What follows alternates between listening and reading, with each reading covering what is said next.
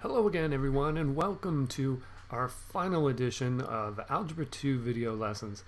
So today we're learning about solving quadratics by graphing, and also we're going to do your favorite part, word problems. That's right. But first, let's start off with graphing. So can you draw a quadratic that has two solutions? I think most of you should be able to do this one pretty easily. So this means that they have two x-intercepts. So an example would be like that, or that. Any of those that have two x-intercepts would be fantastic. This one's a little trickier. How about one that has only one solution? So that's going to mean one x-intercept. That would mean that you have a point on the x-axis and it touches that point and then goes up from there. Or maybe you have one here and it goes up, touches the point, and then comes down from there. Any of those would be good. So it only touches the x-axis and does not actually cross it. What about 0 though? Could you draw one that has no x-intercepts? Well, a good example would be one like this, where no matter how far I extend these, it's never going to touch the x-axis. Or I could also draw one down here like this. So no matter how far I extend that, it will also never touch the x-axis. Now that we've seen that, let's go ahead and work on finding intercepts using graphing and your favorite method of, yes, that's right, factoring. Now you could also do this by using the quadratic formula in order to find the roots. We'll do factoring today though. So just like always, I'm going to do A, B, and C. We go to one of my favorite places to visit, California. So that's C times A, which is 5. Then I make a list of all of the things that multiply to 5. Well, that's rather easy. Since this is positive, I'm going to make a positive times a positive be a positive, and also a negative times a negative is a positive. So it's got to be one of those two options. Which one adds to positive 6? Well, the top one. So that's going to be 1 and 5. So since this is 1, I don't have to worry about doing the A times the C because it's already done for me. I make two factors just like this, and this was plus 1 and plus 5, so that's what I write right here. Now since I'm finding the zeros or the intercepts, I'm going to set this equal to 0. So that means I'm going to write x plus 1 equals 0 and also x plus 5 equals 0. Then I solve each one just like we were used to doing. So that's x equals negative 1 and x equals negative 5. Now that I have those 2 points, I'm going to look at my graph and plot points at x equals negative 1 and x equals negative 5. 2, 3, 4, 5. Now I know that my graph is going to cross at those 2 points, but I need to know where else it's going to cross. So let's go ahead and take that same equation and we're going to do our usual moves with this by taking it and doing the graph steps. So step 1 we know is to do smiley or frowny. Step 2 is negative b over 2a. And if you don't know what I'm talking about, you may have missed last week's lesson. Go back and check that one. Step 3, we're going to write that equation down, and then step 4, we're going to go ahead and make an XY chart.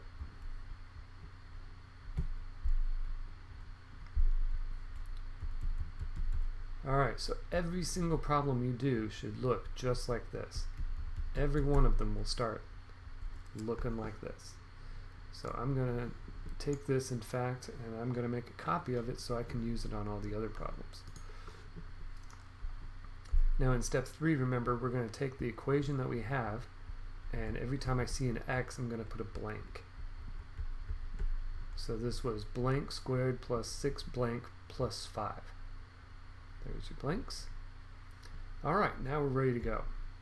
So to graph this, I have to look first at A. A is a positive number, so it's going to be smiling. Step 2, we remember the sheep or Ebenezer Scrooge, so this is B over A. Bah! 6 over 1. Then we do the difficult math on the bottom. That's 2. Divide that. That's negative 3. So we've got x equals negative 3. Remember, I always put a big box around this and call this the axis of symmetry. Next, I take that negative 3, plug it into the blanks. So I type all of this onto my calculator, and that gives me negative 4. If you don't believe me, go ahead, give it a try. And once I get that negative 4, then I know that my vertex is negative 3 from this negative 3 right here, and then negative 4. So that again is called the vertex. Remember from last week that axis of symmetry is the place, it's a line where if we folded the graph in half, that is going to be a perfect match right on that line. Then the vertex is where it changes direction. Wherever our parabola changes direction, it was going up, now it's going down, or it was going down, now it's going up. So I'm going to take this vertex right here and always plug it into the very middle of your graph on the XY chart. Then after 3 comes 2, and then 1, and then 4, and then 5. Just like that. Then I'm going to take this exact same equation that I have written there, blank squared plus 6 blank plus 5, and instead of x, I'm going to put the number negative 5. So you don't even have to write this part, you can just have it in your calculator. Go ahead and just hit the up key and change the negative 3 that was here into a negative 5, both times. Now we're going to type this into the calculator. Let's see. Oop, my calculator says 0. And then I'm going to do the exact same thing. I'm going to hit the up key, but instead of negative 5 there, I'm going to change that to a negative 4. I type all of that in my calculator, and my calculator says negative 3. I do the same thing with the negative 2 here and here. My calculator says negative 3. I plug in a negative 1 here and here. My calculator says 0. Remember from last week that we said that this number and this number will always match as long as this, your axis of symmetry, is not a decimal. Also, you should notice that this number and this number will match. Again, that is always the case as long as the axis of symmetry is not a decimal. Alright, now we are ready to go. Let's graph these points. So my first point, hopefully you wrote it already, was negative 5, 0. 1, 2, 3, 4, 5. Hey, look at that. It's the same as the point we already had. Then negative 4, negative 3, negative 3, negative 4, negative 2, negative 3, and negative 1, 0. Oh, look at that. Negative 1, 0 happens to be one of the points that we already had. So now I'm going to connect the dots.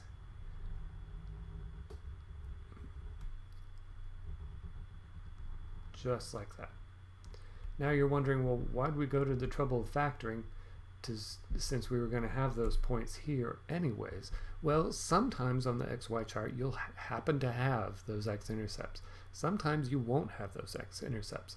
So it's always important to go ahead and do this. Anyways, your assignment today is going to have you do it. So you might as well just be in the habit of doing it. This was also a great way to check the answer. Since your x-intercepts happen to be on the XY chart, you could easily see that your graph really did cross there. Alright, let's try another. There's our A, our B, and our C. Just like before, we're going to do factoring. I'm going to do A times C. Oh, this is an easy one too. I've got 7, so my options are 1 and 7, negative 7, and negative 1. In this case, we're trying to add to negative 8, so the one that works is right here, negative 7 and negative 1. I do my A times C, that gives me the same thing, so I'm ready to factor. That gives me x minus 7 and x minus 1. As always, since we're finding the x-intercepts, I'm going to put a 0 here and then solve for x. So I've got x minus 7 equals 0, x minus 1 equals 0, and solve. So add 7, I get x equals 7, add 1, and I got x equals 1. So I'm going to go ahead and look at my graph. I have 1, it's one of my answers, 2, 3, 4, 5, 6, and 7 for another answer. Now, something tells me you will see a little bit better what I meant on the previous one, where we're not going to have those two x-intercepts on our xy chart. Don't believe me? You'll see in a minute. So I've got x squared minus 8x plus 7.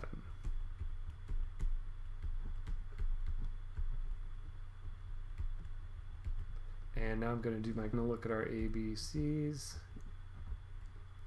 A was positive 1, so since it was positive, it's going to be smiling. Step 2, bah, humbug. Negative 8 goes here. Negative cancels out that other negative, and 8. And then 1 goes on the bottom. So this gives me 8 over 2, which is 4. Of course, I'm going to label this axis of symmetry. Oh, speaking of labeling, my goodness, why weren't you yelling at me? I forgot to label the axis of symmetry over here. Shame on all of us. My axis here was x equals negative 3.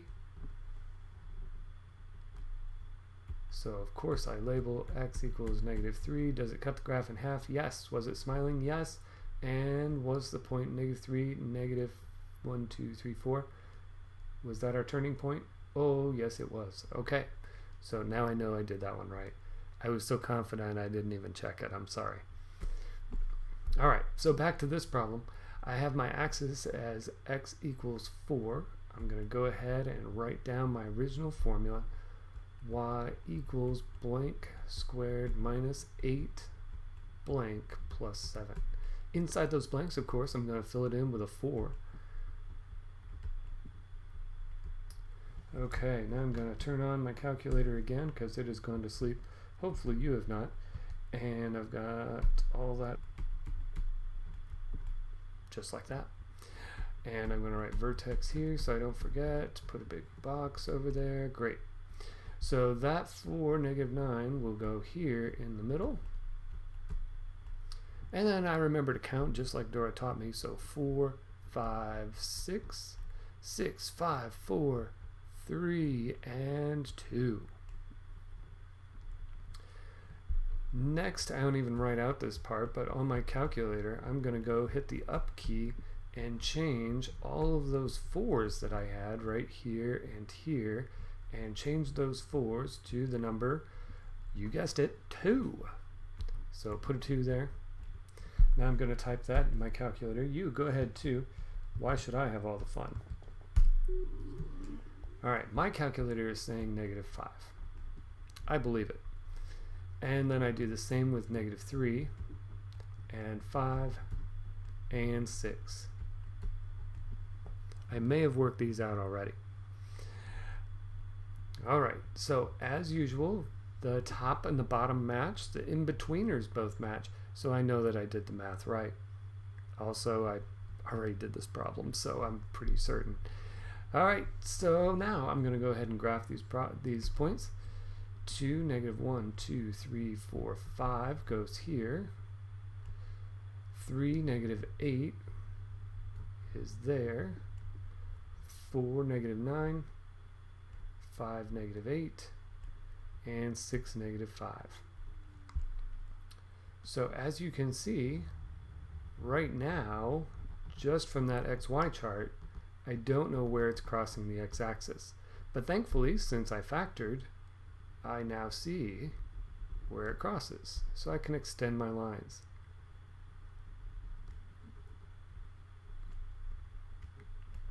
Just like that.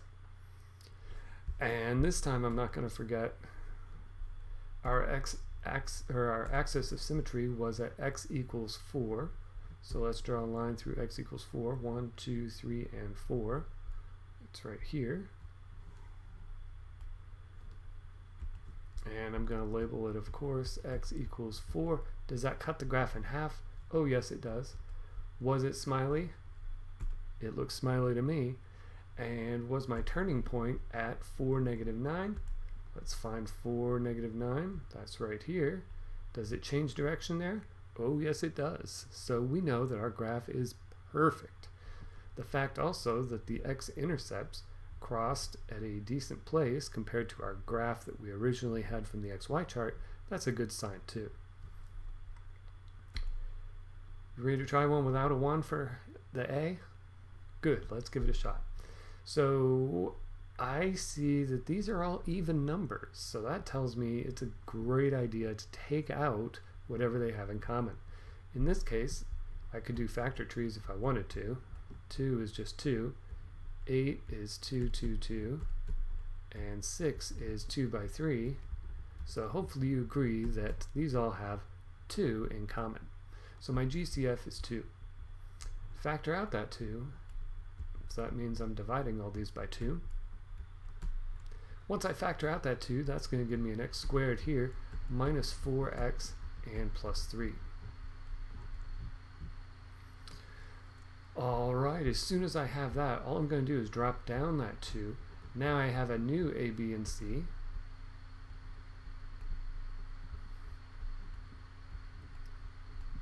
And I set up my parentheses. I do 1 times 3 is 3 for my California number. My only options here are 1, 3, and 3, 1. These are both negative, those are both positive because I needed to add to a positive 3. Which one works? It looks like that's going to add to -4. So I've got x and x. This says minus 3 minus 1. So I write minus 3 and minus 1. Now, since I was solving these to find the intercepts, I'm going to set it equal to 0. That means I'm going to set each part of this equal to 0. So I've got 2 equals 0, x minus 3 equals 0, and x minus 1 equals 0. Well, when is 2 equal to 0? Never. That's right. So no matter what, that will not give us a solution. There's no variable there anyways, so that's out. Here, I'm going to add 3 to both sides and get x equals 3. Here, I'll add 1 to both sides. I'll get x equals 1.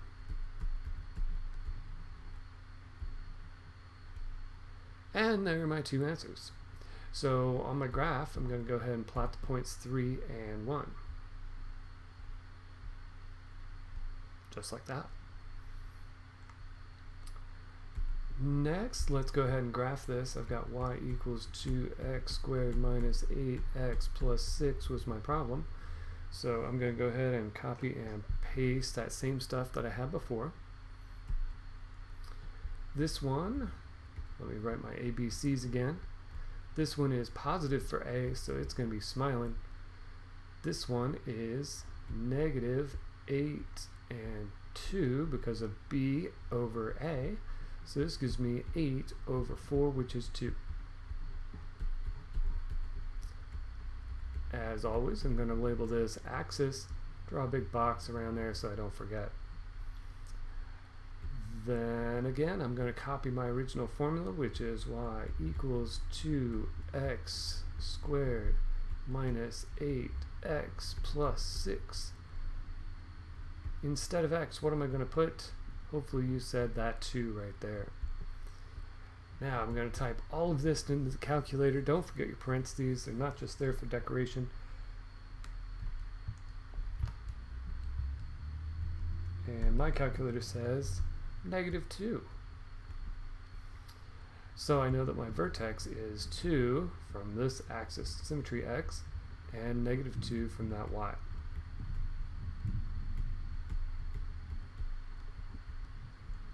Vertex. Alright, you know that your vertex is going to go right here to -2. Then I pick a number bigger than 2, bigger than 3, 4, 3, 2, 1, and 0. Plug these into your calculator. I'm hoping you're a step ahead of me. So instead of both of those 2's, you're going to put a 0. My calculator told me 6. Instead of those zeros that you have right there, you're going to put a 1. And what does that give me? That looks like 0. Do the same thing with 3 and with 4. Now I'm going to go ahead and plot those points. I know I'm going fast, but you've got a pause button. 1, 2, 3, 4, 5, and 6. 1, 0. Oh, look, that's already there. 2, negative 2. 2, 0. Look, that's already there. I'm sorry, 3, 0. And 4, 6. Beautiful.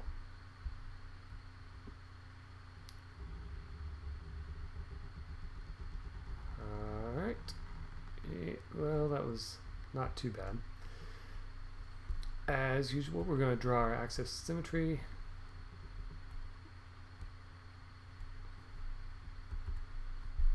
And label it. Alright, was this smiley? Oh, yes it was.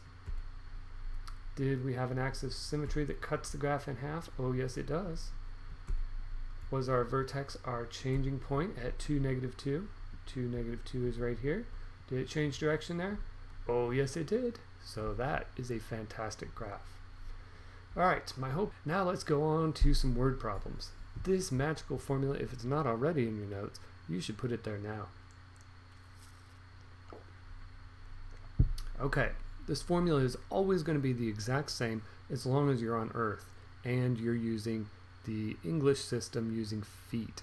If you're using meters, like you might in science class, then this negative 16 number will change. But negative 16 involves the gravitational force of the Earth, so it's always going to be the same as long as you're on Earth and as long as you're talking about feet and seconds. So negative 16, t stands for time, just like that t also stands for time. They're both the same thing. V is the velocity and s is the starting height. Now you're thinking, what would I use this formula for? I'm glad you asked. So you're going to use this formula for whenever you launch something straight up into the air, such as a rocket. Now, if we were together right now, of course I would build you a rocket, we would go outside, and we would launch it up into the air. But sadly, we cannot do that today. So we're going to pretend that we did, and we're going to launch a rocket straight up from the top of a 20-foot platform at an initial velocity of 200 feet per second. How long does it take to hit the ground? We're going to round to the nearest hundredth. So let's talk about what we know so far. So we've got a 20-foot platform. That 20, that's where the rocket's going to start. So I'm going to let S equal 20 because that's my starting height. What other information do I know? Well, this says the word velocity right there, so that should be an easy hint that my V is going to equal 200. Finally, it's asking me, how long does it take to hit the ground? The ground, is that going to be on here somewhere? The only letters I have left are T and H. So would the ground be a height or a time? Hopefully you said height is correct. So what would be the height if it were on the ground? Well, if you're laying on the ground, your height is 0. We will assume we're at sea level. Alright, so I have my S, my V, and my H. I'm ready to just plug it in. So I'm just going to take this formula right here and copy it so I can use it again here. Oops, wrong thing. There we go. That's better. Alright, so I have my formula. Let's go ahead and plug in some numbers. This gives me 0 equals negative 16. Remember, that's always there as long as you're on this planet and using feet and seconds. T squared plus 200 goes for V plus 20 goes for S. Alright, not so bad. Now, how in the world do I solve this equation? Do I subtract 20 from both sides?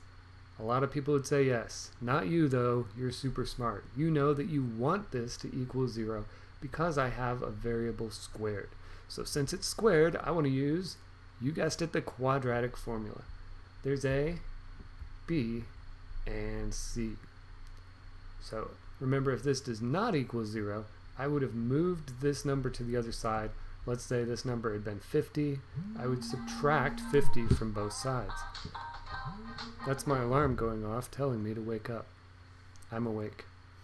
Alright, next I'm going to take this and do the quadratic formula on the very next slide when it asks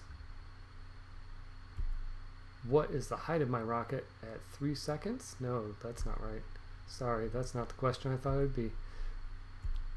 I'm going to answer a different question first. I want to figure out how long does it take to hit the ground. Oh, my question was right there. So I just need more space. So I'm going to take this equation right here, there we go, and copy it and paste it over here.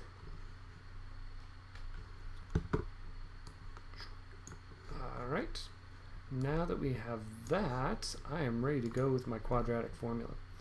Now, if you've been paying attention and you've been playing along with all of our lessons, you know that I do this cool little skeleton thing. Negative b plus or minus the square root of b squared minus 4ac all over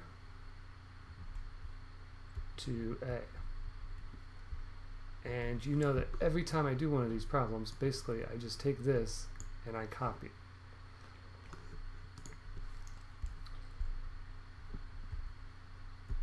Alright, now that you have that, let's go ahead and plug in our numbers.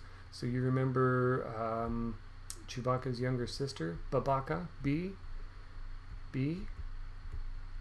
A, C, A. Alright, let's plug all those numbers in. First, you know what to do. You're going to take whatever's inside the square root, only those numbers, include your parentheses, of course. Let's do that together.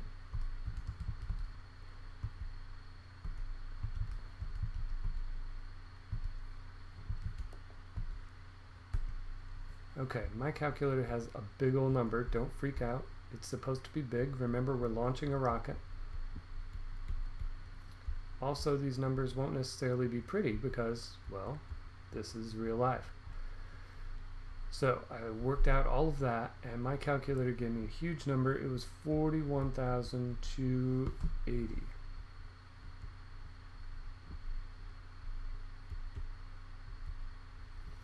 Okay. Next, normally we would have you look and see if we could reduce this square root. However, since we're doing word problems today, we're going to go ahead and put this in decimal form. That's right, a decimal. So go ahead. This time I'm going to take the square root in the calculator. Go ahead, hit square root and the 41, all that stuff.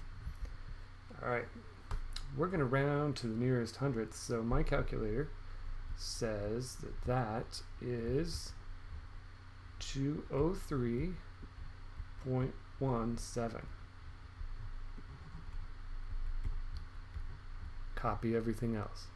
Now remember, I'm going to have two answers. One answer is going to be with plus,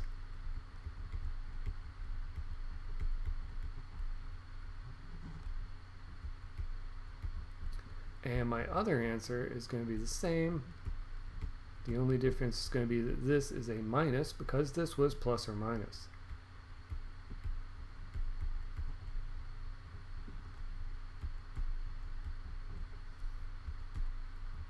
Now remember, if we're doing this all at once in the calculator, you have to tell the calculator that that is the whole top. So you have to put that in parentheses. Alright, when I do this one gives me a negative something or other.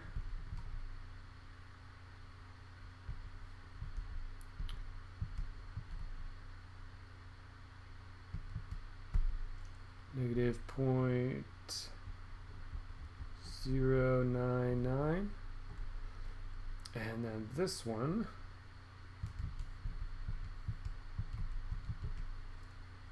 tells me it's 12.599.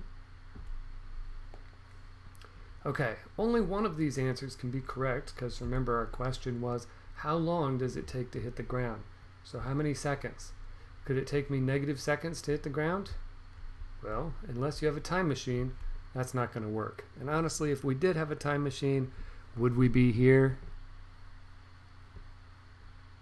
Alright, so my real answer is 12.599 seconds. Alright, let's move on to that next question that I gave you a little foreshadowing of. What's the height of my rocket at 3 seconds? Now remember, our equation that we had was this.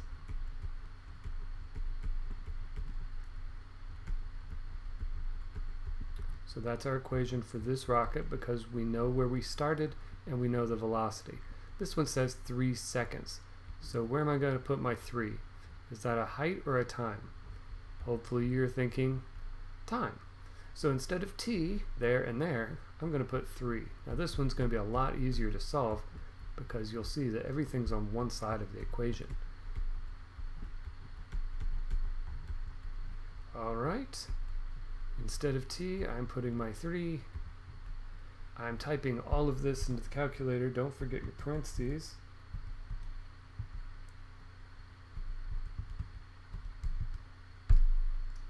And my calculator says 476. So what does that mean? It's asking me what's the height. And remember, we're in America, so we're putting the height is in feet. 476 feet once we make it to 3 seconds. Alright. At what time will our rocket reach 500 feet?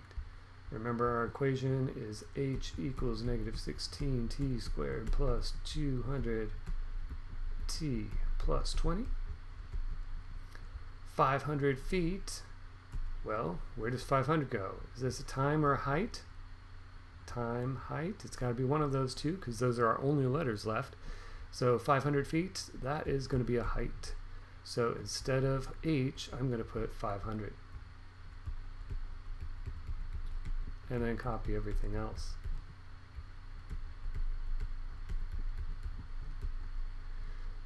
Alright, now I have to solve this somehow. Remember, since we're hoping to use the quadratic formula because this is a squared, I need to make it equal 0. So I need to move the 500 to the other side. Since it was positive 500, I'm going to subtract 500 from both sides in order to get 0 on the left.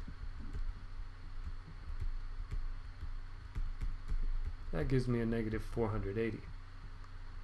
Now that I have that, I am ready to go, and I can use my quadratic formula. Now I need to move all of this stuff up, so if you don't have this down already, go ahead, hit pause now. Okay, time's up. Here we go, I'm ready. Quadratic formula, B, A, C, A. Now you may have noticed, since A is always negative 17, when I rewrite this, the bottom is always 2 times negative 16. So that's always going to be negative 32.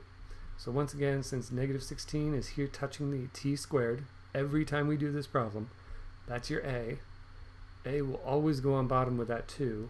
So I'm going to multiply those. It'll always give me the negative 32. Alright, now I've got negative 200 here, plus or minus. Now I have to do all of this. So just like I did in that very first problem where we found out how long it would take to hit the ground, I'm going to go ahead and do this part. So let's do it. So I've got 200 squared minus 4 times negative 16 times negative 480. My calculator says, hopefully the same thing as yours, because you of course are playing along right now, 9280. As always, I'm going to have 2 possible answers. I'm going to do it once with a plus and once with a minus. Just like that. So I'm going to type the square root of 9280 in my calculator, and that gave me 96.33.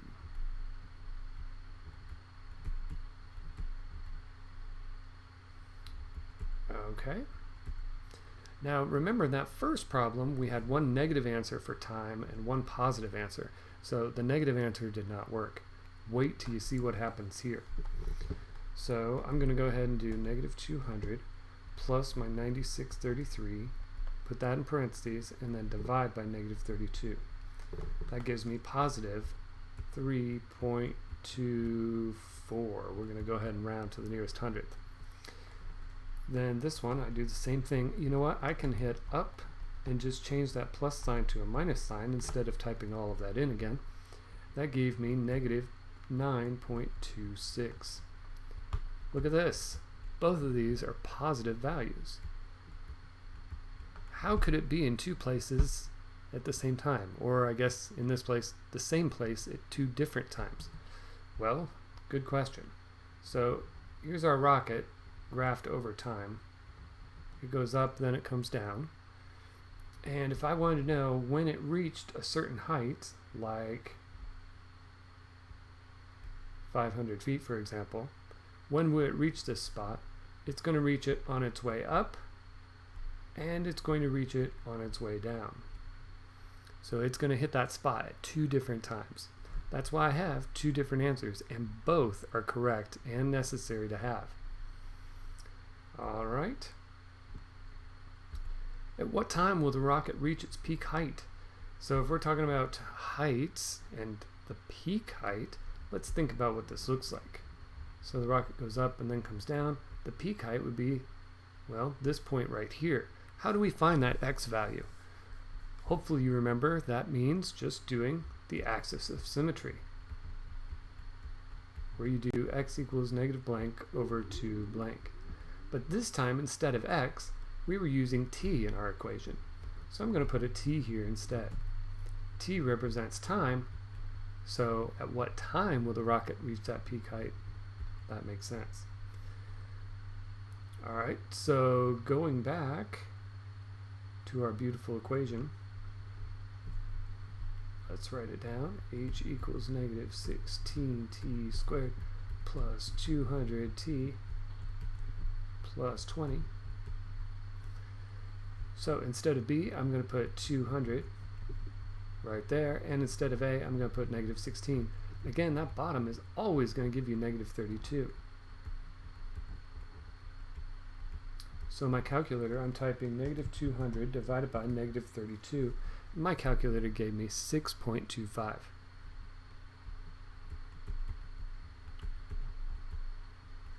So that is 6.25 seconds.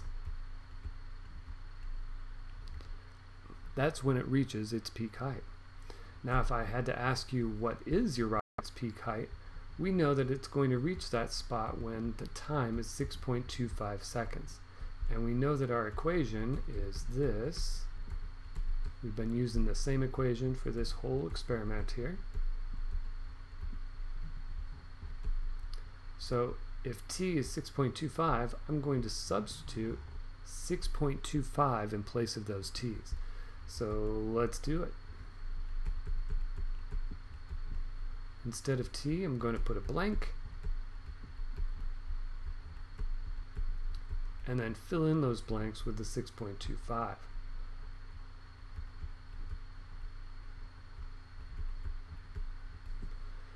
Alright, we grab our handy dandy calculator and type all of this in. Oh, don't just stare at me doing it. You go ahead and do it too. It's so much more fun when you do it at home. Okay, my calculator says 645. So what in the world does that mean? That means that the highest height of my rocket is 645 feet. And that's all for our rocket problems. And let's do, I think that's probably all we need, and then you'll be pretty happy. If you have other questions, go ahead, send me that email. You know my email address at the very bottom of my Canvas page. You can also look at my Canvas page to see my office hours, my virtual office hours, and we can chat and I can answer any questions that you have there. Also, your homework is there on the Canvas page too. Again, thank you guys so much. I have really enjoyed doing these online videos for you, and